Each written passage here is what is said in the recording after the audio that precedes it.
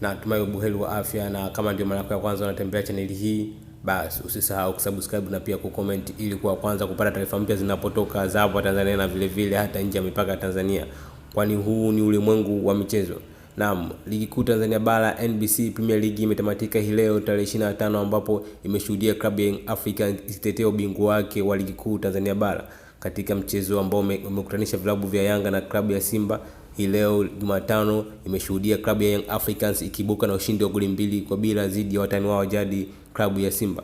Katika mchezo huo wa vuta ni kuvute, klabu ya Young Africans ndio walikuwa kwanza kupata goli kupitia kiungo mshambuliaji raia wa Ivory Coast, hapa sio mwingine tunamzungumzia Pacome Zouzoua, kwa njia ya mkwaju wa penalty. Lakini dakika za jioni Clement Mzize akaipatia klabu ya Young Africans goli la pili na kukata matumaini ya klabu ya Simba ya kuibuka mabingwa wa ligi kuu Tanzania bara. Lakini katika mchezo huo wa patashika imeshuhudia klabu ya Simba ikipoteza ubingwa huo mara 4 mfululizo mbele ya watani wao jadi klabu ya Young Africans. Lakini kocha wa klabu ya Simba Fadlu Davis amewaambia mashabiki yake ya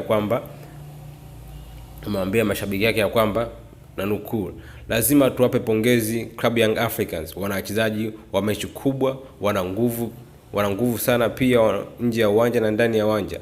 Bado sisi tuna kikosi kichanga kabisa, huku ikiwa tuna sababu nyingi za nje ya uwanja zilizosababisha kufeli kwa msimu huu. Nadhani msimu ujao tutakuwa vizuri, mwisho wa kunukuu. Hayo ni maneno ya kocha Fadlu Davis ambaye ni kocha mkuu wa klabu ya Simba, akiwaambia mashabiki na viongozi wa klabu hiyo ya kwamba msimu ujao wanapaswa kuwekeza nguvu katika usajili, kwani ili waweze kucompete na klabu ya Young Africans, kwani klabu ya Young Africans inaonekana kuwapiga gepu kubwa klabu ya Simba. Katika hatua nyingine, kocha huyu amewaambia viongozi wa Simba kwamba wanapaswa kufanya usajili mkubwa na wa makini mwanzoni mwa msimu ujao ili kuweza kubishana klabu ya Young Africans, kwani klabu ya Young Africans imeweka level kubwa sana katika soka la Tanzania na hata vile vile nje ya mipaka Tanzania. Kocha Fadlu Davis ameipongeza klabu ya Young Africans, amewaambia kwamba wana wachezaji mahiri na wakubwa wenye uwezo wa kucheza mechi kubwa, hivyo klabu ya Simba inapaswa kufanya kazi ya ziada msimu ujao ili kuweza kucompete na klabu kama Young Africans.